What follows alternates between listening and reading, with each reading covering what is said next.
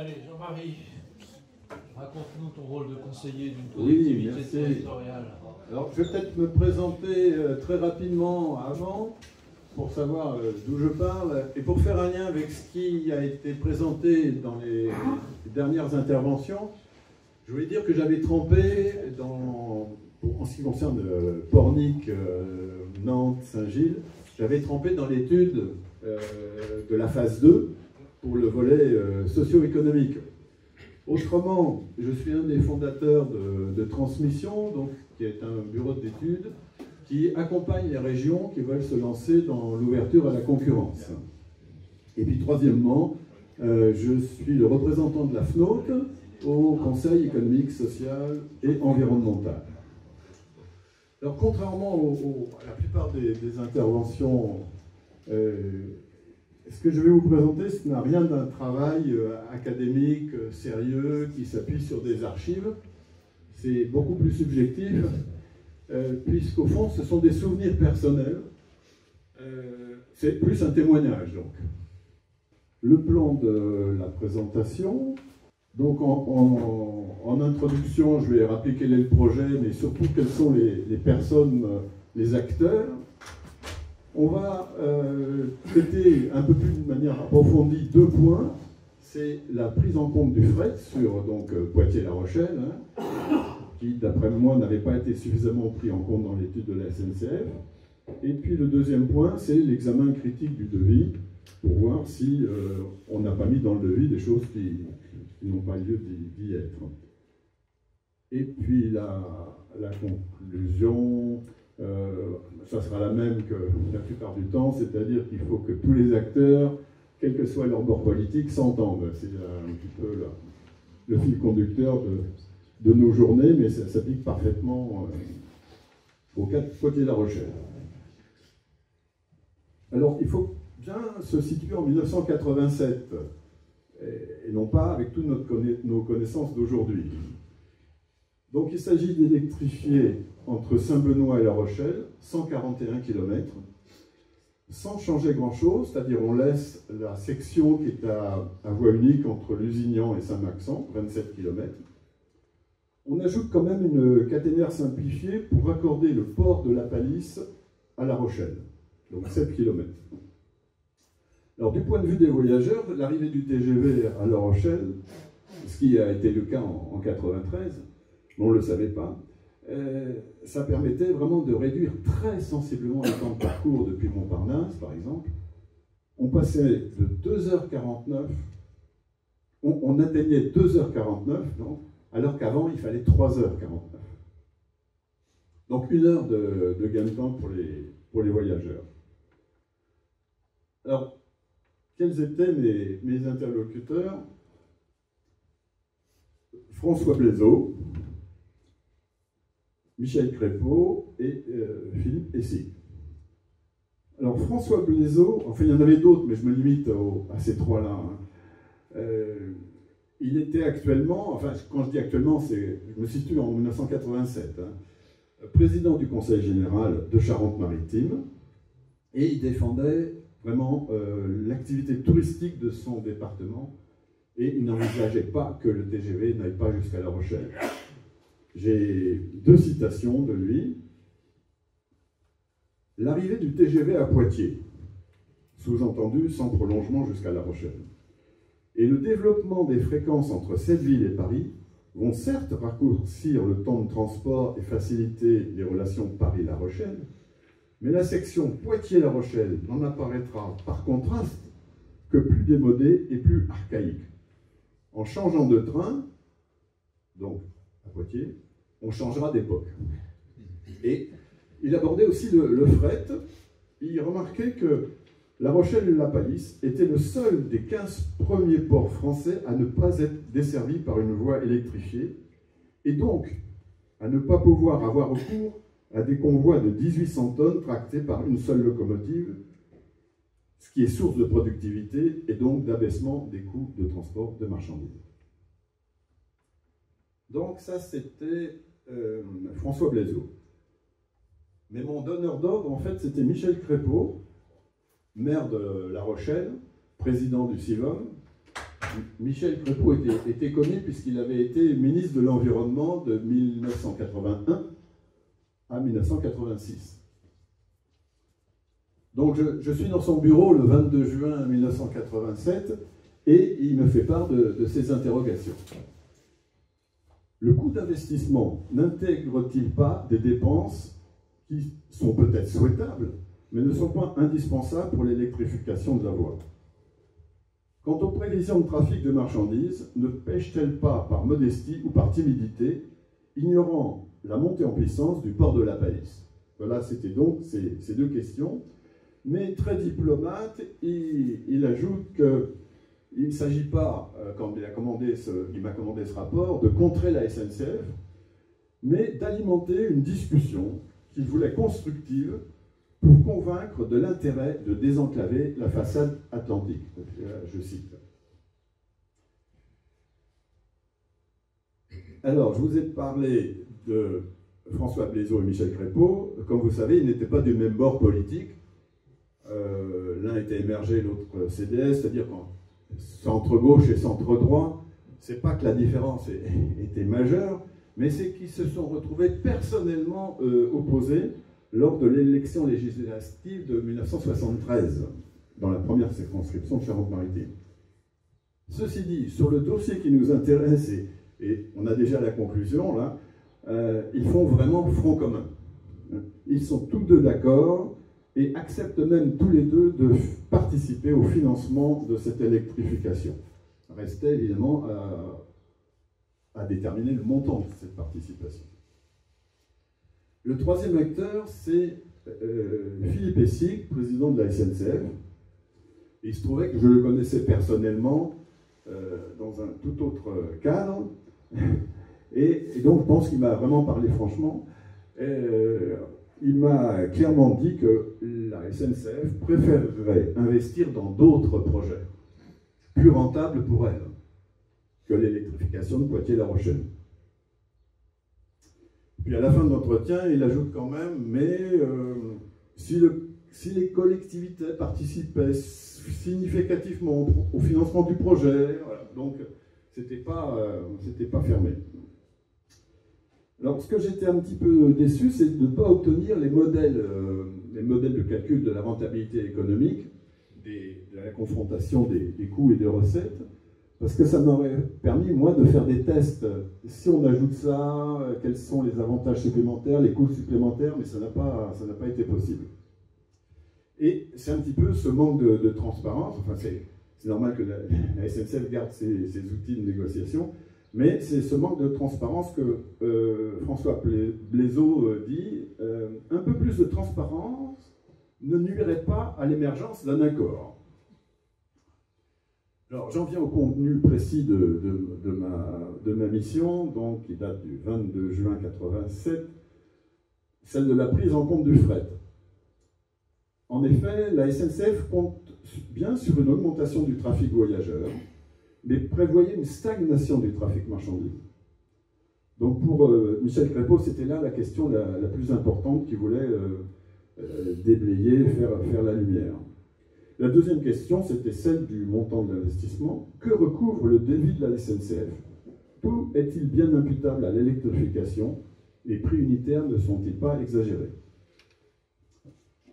Alors, évidemment, tout se tient. Hein. Comme on le disait avec Francis à l'instant, si les recettes sont sous-estimées et que les coûts sont surestimés, la rentabilité en prend un coup et finalement, on peut abandonner le projet. Donc, l'enjeu était important. Michel Crépeau, je l'ai rencontré donc en juin, il souhaitait avoir les résultats à la rentrée.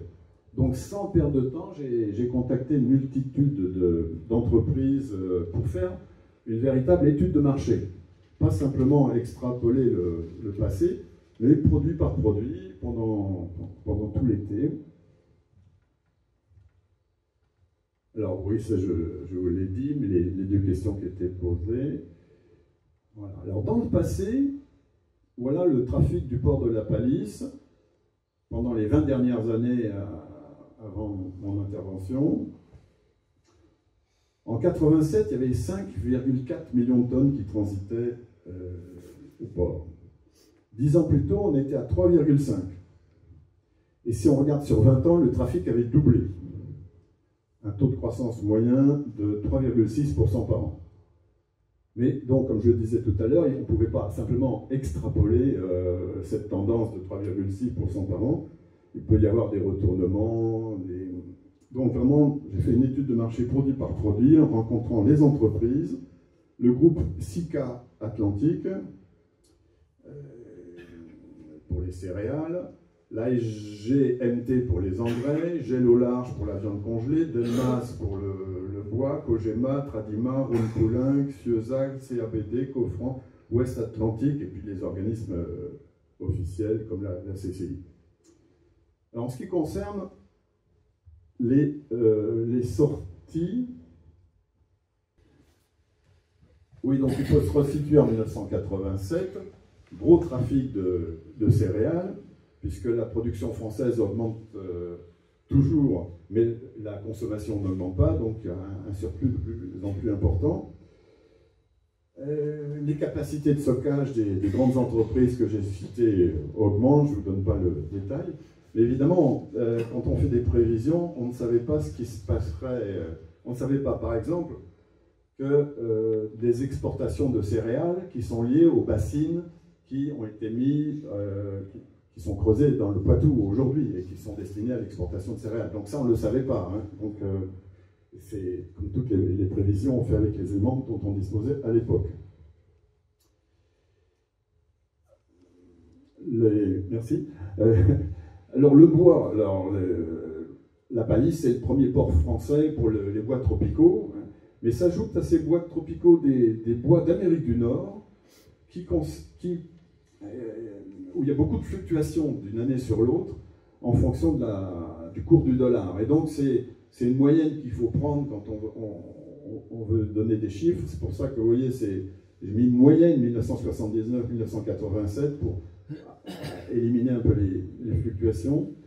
Une partie est destinée au déroulage, notamment Rougier, qui est installé à Nord, et il y a aussi les sciages et les contreplaqués. Contre la pâte à papier devrait stagner parce que les producteurs ont tendance à livrer plutôt du papier maintenant que des composants bruts avec une moindre valeur.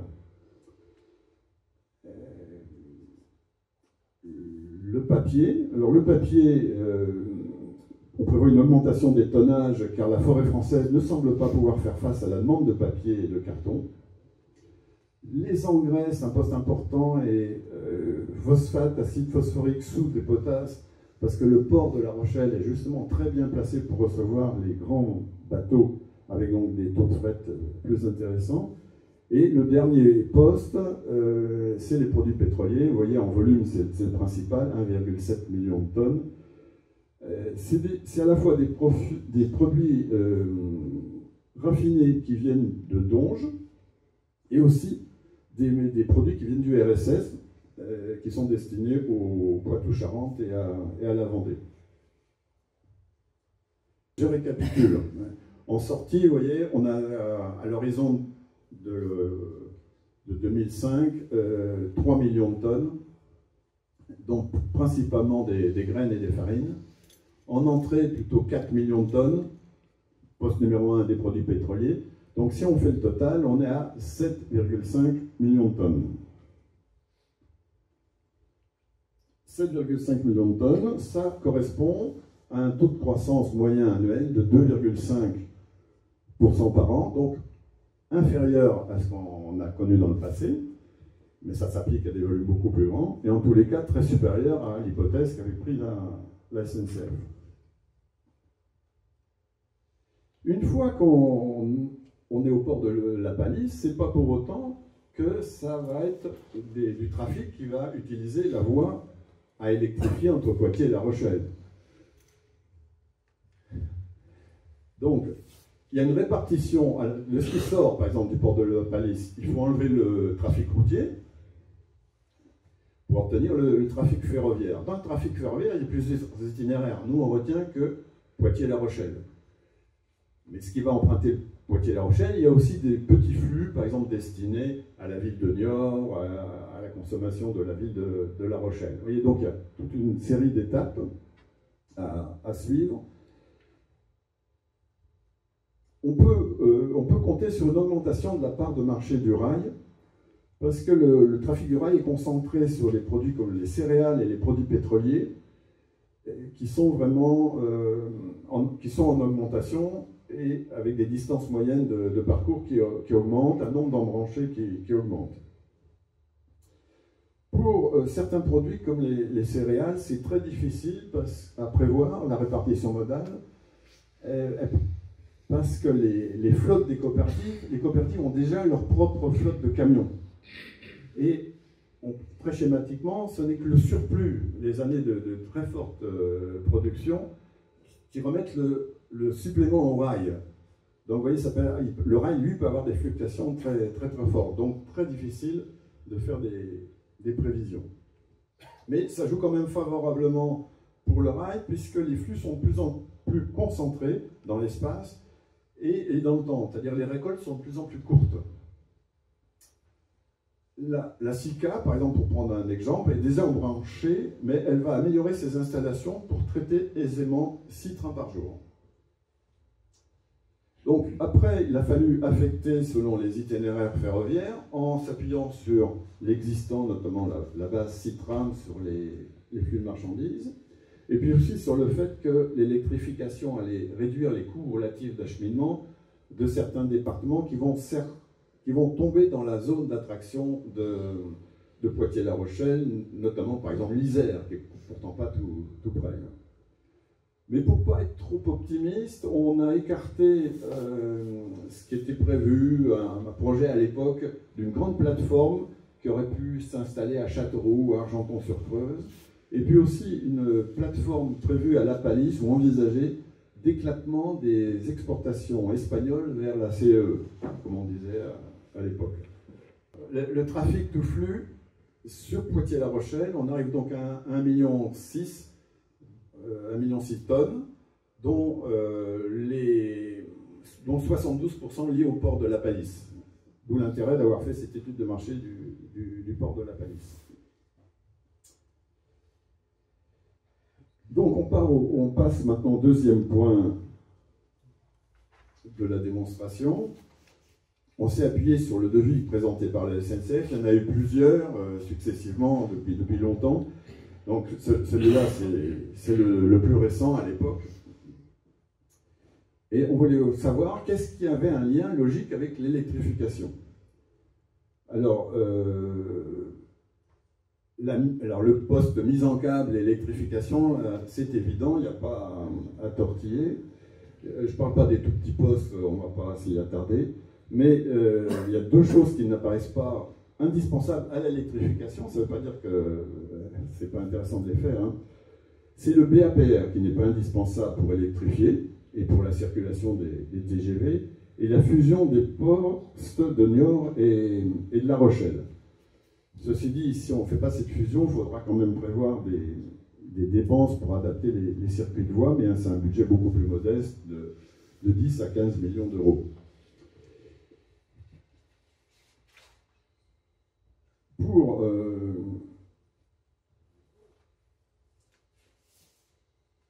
Alors, oui, il faut bien faire une remarque quand je dis que ce n'est pas lié logiquement à l'électrification. C'est pour autant qu'il faut ne pas les faire. Parce qu'on a intérêt à faire un seul chantier plutôt que deux chantiers successifs, parce qu'il y a un coût de mise en chantier à chaque fois. C'est simplement que les économies qui seraient réalisées, par exemple avec la fusion des postes, elles concernent le personnel sédentaire de la SNCF ou les coûts de maintenance des installations qui sont effectivement vétustes. Donc ce n'est pas lié logiquement à l'électrification, mais c'est des économies qui bénéficieraient à la SNCF. Donc l'idée c'est bien, oui il faut les faire, mais ne pas demander ça aux régions. Les prix unitaires. Alors, en effet, on est amené à tout soupçonner hein, quand on fait ce métier-là. Est-ce que les prix ne sont pas gonflés? Et là, justement, Pierre-Henri, je ne le vois plus. Il est là. Oui, donc m'a donné pas mal de données d'électrification récentes à l'époque qui permettent de calculer des coûts moyens au kilomètre. Comme vous voyez là, Il n'y a jamais deux projets exactement identiques, parce qu'il peut y avoir des ouvrages d'art, mais si vraiment, pour Poitiers-La Rochelle, ça avait été supérieur de manière significative au chantier, aux données qu'on avait, alors on aurait poursuivi l'analyse pour savoir d'où ça venait. Là, ce n'est pas le cas. Il faut reconnaître que les prix pour Poitiers-La Rochelle sont tout à fait raisonnables. Donc, deux postes qui ne sont pas indispensables, donc ça va alléger quand même le coût final. Ouais. Des prix unitaires tout à fait corrects. Donc, le devis peut être quand même sensiblement réduit à 491 millions d'euros. Millions de francs. Oui, oui. Merci.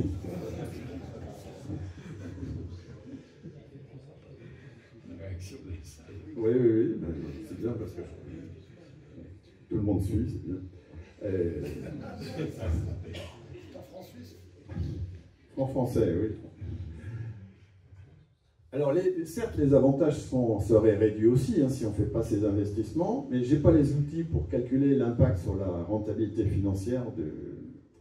Et puis, de toute façon, ces avantages, ça reviendrait à la SNCF, donc c'est à elle de les financer.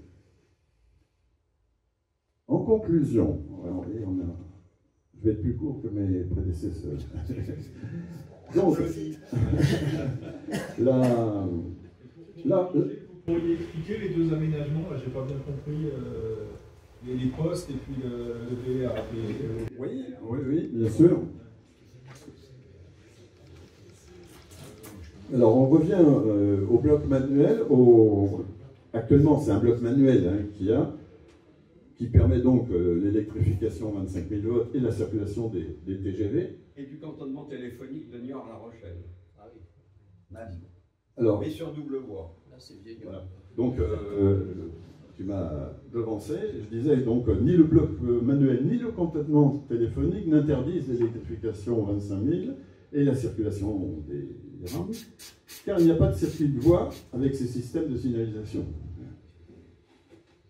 Donc ça, c'est et aussi en matière de sécurité, c'est la même chose. Et le deuxième poste, je pense à votre question, elle pose sur les deux choses que j'ai enlevées. Donc, actuellement, en 87, il y avait 2 postes électromécaniques à levier d'itinéraire à Niort et 3 postes à levier principaux à La Rochelle. Alors, on peut se poser la question de savoir si la fusion est nécessaire, sachant qu'il fonctionne avec des circuits de voie permettant de détecter la présence de véhicules ferroviaires. Toutefois, distinguons les circuits de voie de ces postes qui sont en effet incompatibles avec l'électrification et pour lesquels il faudra, je l'ai dit, prévoir une adaptation qui pourrait coûter entre 10 et 15 millions de francs.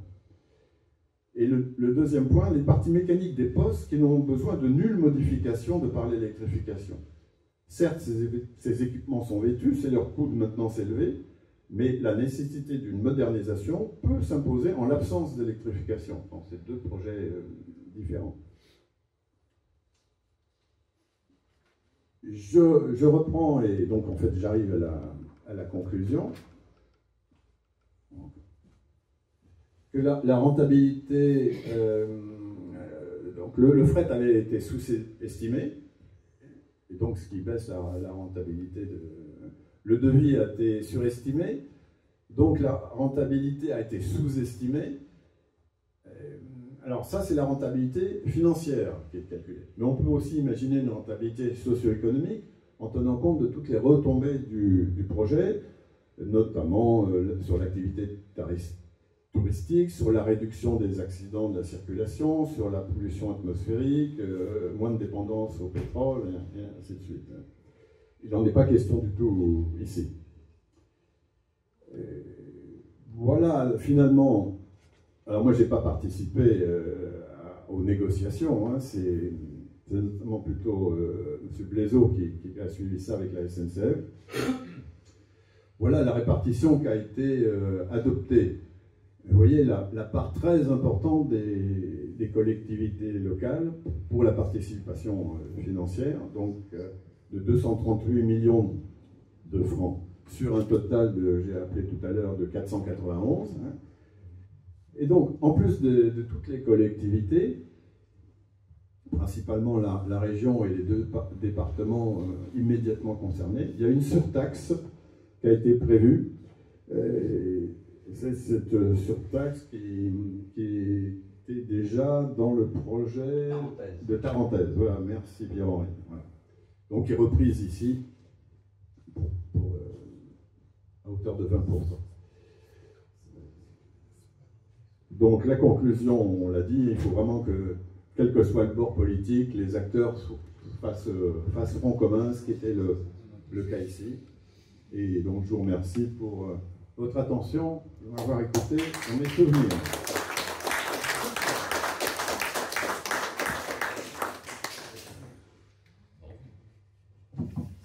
Merci Jean-Marie. Bon, je pense qu'on va passer à la discussion à... Si on compare avec aujourd'hui, le port de La Rochelle, la Palisse, désormais, je crois, au 7e ou 8e rang des ports français, et a dépassé celui de Bordeaux. Il se trouve juste en dessous des 6 grands ports maritimes français. Et avec un trafic, je crois, aux alentours de 8 ou 9 millions de tonnes à vérifier. Donc on est bien au-delà du trafic prévu en 87. Est-ce qu'on a une idée aujourd'hui de ce trafic ferroviaire, trafic fret sur le ferroviaire, Poitiers-La Rochelle, ou pas?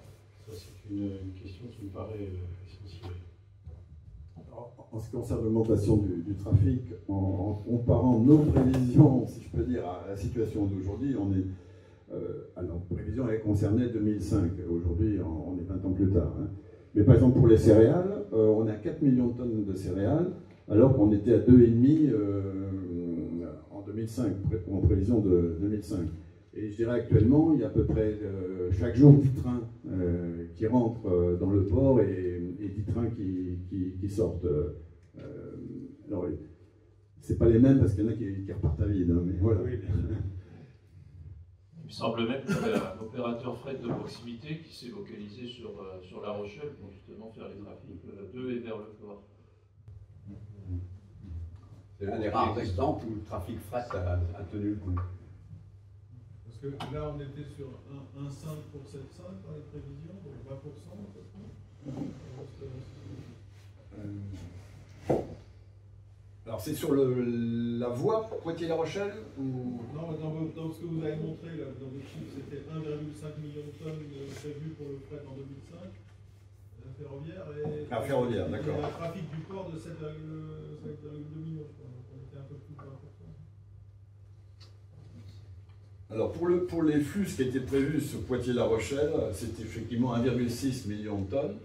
Mais peut-être que les représentants, j'ai pas les chiffres d'aujourd'hui, peut-être que les représentants de la SNCF pourraient nous dire où on en est aujourd'hui. Je n'ai pas le chiffre aujourd'hui. Ah oui, mais ça veut dire que c'était juste pour Poitiers-La Rochelle. C'est-à-dire que la part du fret ferroviaire partant ou arrivant à la Palisse doit être un peu plus importante que ça, parce qu'il y a des trafics qui partaient ailleurs que sur la ligne Poitiers-La Rochelle. Non. Il y a une part. Alors, si on regarde mon petit schéma là, Si on regarde mon petit schéma avec les flèches, il y a de ce qui sort de... Ou rentre, hein, mais de ce qui sort du port de la Palisse, voilà. Il y a effectivement, tout ne va pas sur le train. Et ce qui va sur le train, tout ne va pas sur Poitiers-La Rochelle. Hein. Donc il y a vraiment deux étapes de perte de trafic si on veut, par rapport à notre projet. Hein. Alors moi, je voudrais revenir sur l'électrification parce que ça paraît intéressant, parce que ça prouve quand même que c'est l'électrification concernant le fret. Au mois de décembre de cette année, disons 2024, c'est un projet qui a été retardé, il va y avoir des remorques de poids lourds qui vont circuler entre Cherbourg et Bayonne via Le Mans. Donc j'espère que ça va être mis en service à la fin de l'année, parce que c'était repoussé d'un an. Et à plusieurs fois, aussi bien à la FNOT et tout ça, on demande, et puisque vous faites partie, disons, de Centre-Val de Loire, donc on a une difficulté sur cette ligne-là, c'est que ça représente 3 régions, c'est-à-dire la Normandie, les Pays de la Loire et Centre-Val de Loire. Et donc, ce qui serait bien, c'est que cette portion Mézillon-Saint-Pierre-des-Corps soit électrifiée pour plusieurs raisons. Déjà, les voyageurs, ça permettrait d'avoir des trains directs, mais donc ils pourraient faire Cherbourg Bordeaux, on a parlé d'Arcachon, la façade atlantique et tout ça, et c'est une ligne où ça permet d'avoir beaucoup de correspondances dans des gares importantes, aussi bien vers une partie de l'ouest, du sud-ouest et du sud-est. Et donc, à cette occasion, il serait bon que les trois régions, par l'intermédiaire aussi des associations, la FNOT et puis du TER Le Mans-Alençon et de la Normandie, pour qu'on puisse aboutir à cette, disons, formalité d'électrification.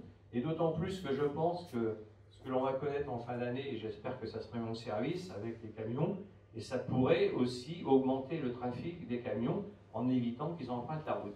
Donc ça serait un double intérêt. Donc moi j'en ai parlé plusieurs fois à des instances. Pour l'instant c'est statu quo. J'en ai encore parlé hier à M. Jubon qui était présent hier soir. Pour l'instant il n'y a aucun projet. J'ai rencontré il y a un an avec Dominique Roman, le responsable régional de SNCF Réseau à l'époque. Bon, il a chiffré à 165 millions. Hein, le coût, bon, depuis c'est augmenté, hein, parce que quand on voit les chiffres de 816 à 491 millions de francs par rapport au projet que vous avez évoqué, où va l'argent pour la différence? Qui en profite? On pourrait se le demander. Et donc c'est pour ça que moi j'appuie l'électrification, parce que vraiment on voit que ça a son importance par rapport à ce que vous venez d'évoquer, et principalement le port de La Rochelle, et ça évite surtout les ruptures de charge. C'est-à-dire ça évite de changer de modèle de traction. Il y a une autre question concernant le RER, c'est-à-dire le réseau express régional. Il faut savoir quand même que ce cher Macron, qui est notre président aujourd'hui, en 2018, cette personne, par l'intermédiaire d'un rapport nommé Spinetta, c'était l'ancien PDG d'Air France, il voulait supprimer 80% du réseau ferroviaire. Donc aujourd'hui, c'est bien beau de faire la belle, 4 ans après. Et aujourd'hui, c'est le CERN, c'était un service express régional métropolitain qui regroupe les bus et les trains. Mais c'est les politiques. Un coup on dit oui, un coup il dit non. Alors il faut savoir dans quelle direction on va aller. Donc ce qui veut dire que le train est nécessaire. Voilà. Autre chose, concernant Laszlo, par rapport aux statistiques que vous faites mensuelles, est-ce que comment la CNCF vous entend dans les démarches que vous faites par rapport au retard, les suppressions, etc. Et puis, concernant, est-ce que le projet d'hôpital de Châlons est vraiment acté pour qu'il soit en périphérie? Parce qu'on a un exemple très concret qui marche très bien sur Le Mans et la ligne de Laval, c'est Le Mans Hôpital Université qui a été ouvert en août 2023 et qui marche très bien et sans arrêt, la fréquentation augmente. Donc on a l'avantage dans cette situation, c'est qu'on a le tram à proximité. Et ça permet de desservir certains quartiers du Mans, l'hôpital, la clinique du Pré et la zone de l'université qui représente 10 000 emplois. Et donc c'est un succès. Et c'est pour ça que mettre l'hôpital à proximité de l'arrêt ferroviaire, ça serait une bonne solution si l'hôpital de Châlons est décentralisé. Merci. Bien. Bon. Oui, la décision n'est pas prise sur la localisation de l'hôpital. Le débat est en cours entre les différentes parties. Effectivement, s'il y a une délocalisation, ce sera un moindre mal dans la mesure où le positionnement de l'hôpital à l'échangeur nord de la rocade de Châlons sera effectivement à proximité même de la ligne. Et on pourra éventuellement envisager, au prix d'un coût de 3 minutes environ, la création d'une halte donnant directement accès à l'hôpital de par les gares de la ligne desservant les autres localités. Ainsi d'ailleurs que, c'est souvent posé la question, on a une évolution des pratiques médicales qui font qu'il y a des professeurs de Nantes qui viennent certains jours faire des consultations. C'est comme ça que les hôpitaux locaux conservent leur compétitivité et leur capacité d'attirer des malades. Donc la question nous a déjà été posée à Laszlo, d'ailleurs par les maires de Châlons, par le passé actuel et précédent, de faciliter la descente par le train de Nantais, de médecins nantais, venant pratiquer leur journée de consultation à l'hôpital de Chaland. Donc il y a véritablement un enjeu.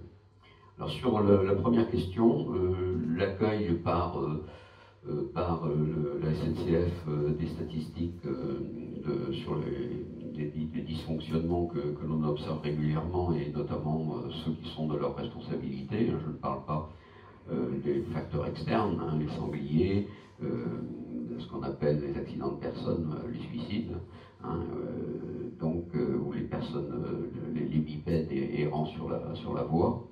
Donc les dysfonctionnements du fait d'exploitation, on a comme réponse, c'est une réponse générique, hein, qui est pas propre à la SNCF, pas propre au transport, qui est même, vous pouvez l'observer dans les échos qui sont lisibles dans la presse quotidienne régionale.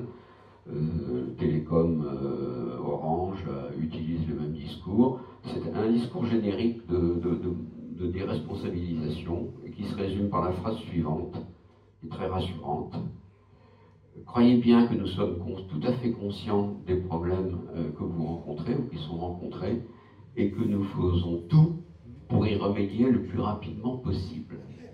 Alors c'est rassurant parce que, vu la situation, on se demanderait dans quelle situation on serait s'il ne faisait pas tout pour y remédier le plus rapidement possible. C'est une question pour M. Beauvais. Donc la SNCF avait fourni un premier chiffrage, vous avez donc fait une étude contradictoire. Quelle a été la suite et comment la SNCF a réagi à votre étude contradictoire, et est-ce qu'à l'arrivée, les coûts ont effectivement été inférieurs à ceux qui avaient été envisagés au début? Alors c'est vrai que j'étais très rapide sur ce point-là, mais je dois reconnaître que moi je travaillais pour Michel Crépeau, mais que celui qui était vraiment en charge des négociations avec la SNCF, c'est François Blaiseau, et donc là j'avais vraiment pas accès. Hein. C'est ce que je disais, c'est pas une étude systématique avec toutes les archives, c'est vraiment sur la base de mes souvenirs personnels, et donc c'est limité à ce que j'ai connu, quoi.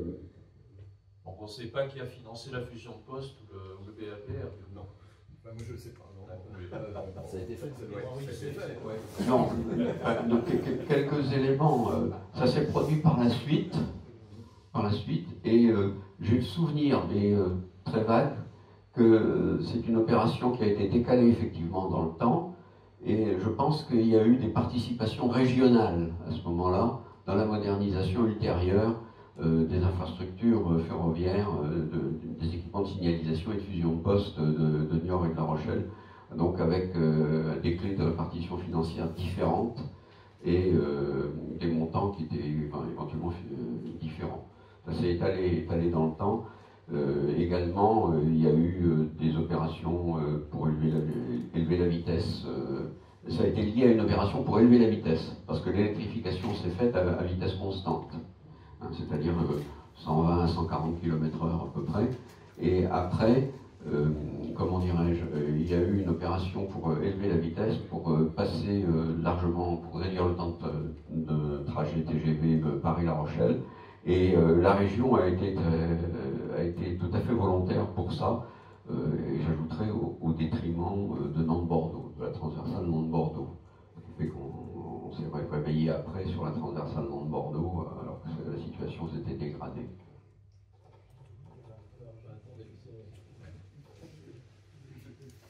J'avais une question sur l'électrification de Poitiers-La Rochelle. Quel a été le délai pour les travaux? Dans mon souvenir, c'était assez rapide. Non, parce que actuellement, on voit par exemple le Haut Conseil pour le climat dit dans ses rapports qu'il faut électrifier le plus possible des lignes ferroviaires pour décarboner. Et je t'ai frappé de voir que je crois que le grand projet qui est en cours, c'est Paris 3, et que c'est un projet qui a commencé en 2009 et l'électrification va s'achever en 2027. Donc je me disais qu'à ce train-là, on n'a pas fini d'électrifier toute ça. Oui, alors pour le cas bien limité de Poitiers-La Rochelle, donc la décision a été prise en 87 et le TGV est arrivé à La Rochelle en 1993, donc 6 ans après.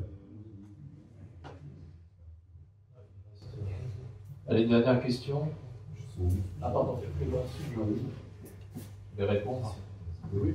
Non, c'est pour dire que éplucher le devis de la SNCF, on pourra en reparler cet après-midi avec Roland Geffroy, c'est encore souvenir personnel, il a fallu faire le même travail pour arriver à respecter l'enveloppe, y compris avec les fonds européens, qui a permis l'électrification de Floret-Clagnon.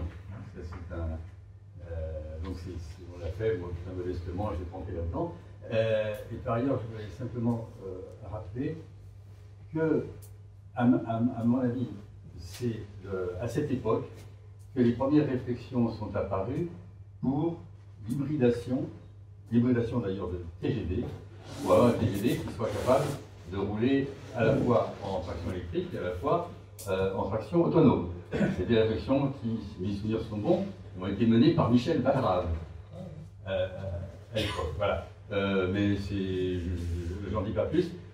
Sinon que ça aboutit, pas pour les TGV, mais ça aboutit pour les automotrices électriques bimode, connues sous le nom de Bibi, et quelques engins de traction qui peuvent servir pour le fret. Hein. Il y a quand même quelques engins qui sont effectivement hybrides, électriques et diesel. Oui, en complément de ce que vient de dire Jean-Louis, je peux tout à fait confirmer qu'on est simultanément à cette période, juste avant en fait, on est confronté, les élus locaux donc, sont confrontés à l'émergence d'un projet de TGV bimode. Et que ça a été une solution alternative qui a été présentée aux élus locaux, de créer comme une flotte spécialisée de TGV à la fois électrique et à turbine à gaz, c'est-à-dire un turbotrain, turbo-électrique. Et que cette solution a été rejetée. Et en complément de ce qu'a dit Jean-Marie Beauvais, ceux qui sont intéressés pourront prendre une photocopie d'un article du numéro spécial La Rochelle de mai 1988, que j'ai écrit personnellement, j'étais journaliste à l'Éville du Rail à l'époque, et qui traite en complément, qui cite d'ailleurs l'étude de Jean-Marie Beauvais, et qui expose un peu l'ensemble des négociations et des enjeux, et notamment une critique du projet TGV bimode. On retrouve la même chose que les inconvénients mentionnés pour le TGV Mojette, tracté. Il faut une flotte spécialisée, affectée uniquement à la relation Poitiers-La Rochelle. Donc, qui dit flotte spécialisée dit parc de réserve. Donc, c'est plus que, il faut 3 TGV plus le parc de réserve, 1 ou 2. Et puis, on avait surtout la question, alors réduction des capacités, parce qu'il faut loger une turbine en plus du moteur électrique. Et surtout, la question sécurité avec du kérosène dans les tunnels d'entrée à Paris-Montparnasse, du côté de Palaiseau. Donc vous pouvez vous servir, je vais déposer, ceux qui sont intéressés peuvent prendre l'article sur le TGV plus électrification des enclavements de La Rochelle, 88 en complément de l'article de Jean-Marie Beauvais. Oui, merci Serge Michel. Oui, je crois que l'échange là repose la question des ruptures de charge. Et quand on lit le titre du colloque, hein, au bout du rail, la plage, et puis nombre d'interventions qui ont été faites depuis hier, évoquaient les trains qui allaient jusqu'à la plage venant de Paris. Et encore ce matin, Pierre-Henri Mangard évoquait la situation de Saint-Gilles avant l'arrivée du TGV. Donc nombre des destinations littorales avaient des trains directs depuis Paris sans changement. L'arrivée du TGV a modifié la donne et à ce moment-là, nombre de territoires ont souhaité avoir des électrifications pour pouvoir mener les TGV jusqu'à la plage. On les a évoqués, hein, c'est Saint-Malo, c'est Lannion, c'est le Croisic, c'est les Sables d'Olonne, c'est La Rochelle, c'est un certain nombre de lignes comme ça. Et donc, les autres ont perdu les trains directs. Non plus d'affichage en gare Montparnasse de la destination, et c'est quelque chose qui était souvent mis en avant par les élus, hein, il y a quelques décennies, ne plus voir en gare Montparnasse afficher telle ou telle destination pouvait être un handicap. Et par ailleurs, l'expérience du TGV tracté a montré que les prévisions de trafic étaient sous-estimées ou sous-estimait le poids de ces ruptures de charge. Le TGV tracté a montré qu'il y avait beaucoup plus de voyageurs faisant Paris les Sables d'Olonne que ce qui était imaginé auparavant, en supprimant la rupture de charge à Nantes. Donc là, c'est une question plutôt pour les économistes. Monsieur Beauvais, vous avez évoqué le fret, mais il y a aussi eu des études sur La Rochelle pour l'électrification. Est-ce qu'on a amélioré les méthodes de prévision de ce que représente en voyageurs supplémentaires les suppressions de correspondance, de rupture de charge? Et puis, deuxième question, peut-être là pour Pierre-Marie Vanguard ou Jean-Claude Vincent, comment vit-on aujourd'hui le fait d'avoir des ruptures de charge pour certaines lignes et sans aller jusqu'à des prévisions à plusieurs décennies? Est-ce que les trafics régionaux qui se sont développés ont permis de compenser partiellement ceci, en tout cas en termes de risque de fermeture de ligne, puisque ce ne sont plus les liaisons Paris-la plage qui font l'essentiel des trafics sur ces lignes. Alors pour ce qui concerne la question de la rupture de charge, de sources bien informées, puisque c'est quelqu'un de la SNCF, M. Leboeuf, qui estimait que ça équivalait à une demi-heure d'allongement de temps de parcours, quoi. Et donc supprimer la rupture de charge, c'est gagner une demi-heure. Sur 3 ou 4 heures, c'est très sensible. En nombre de voyageurs. Ok, bon, je pense qu'on arrive beaucoup. Il y a M. Gauthier, je crois qu'il voulait encore intervenir. Et puis on va arrêter là parce qu'on a un horaire à respecter. Je voulais juste savoir, en entendant que la vitesse de 200 km/h a été prévue, finalement elle est pratiquée ou pas sur Poitiers-La Rochelle? Oui. Et puis de savoir également qu'un certain nombre de crédits étaient initialement destinés à la ligne dans Bordeaux. Non. Il y a bien eu la mise en place justement de l'élévation de la vitesse en ligne de Poitiers à La Rochelle, notamment dans la partie terminale qui est la plus rectiligne.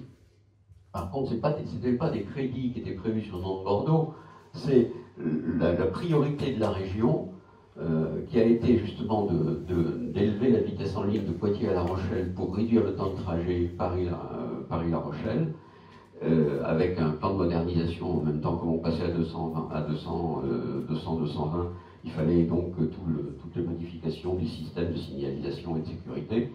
Et donc c'est au moment même on avait une étude sur l'avenir de Nantes-Bordeaux et il y avait une balance entre qu'est-ce que vous priorisez dans votre budget, et ils ont préféré prioriser Poitiers-La Rochelle et ne pas investir sur Nantes-Bordeaux. Il a fallu attendre uniquement la fin de 2020 pour voir commencer à avoir des investissements sur Nantes-Bordeaux sur la section la plus dégradée, La Roche-sur-Yon-La Rochelle.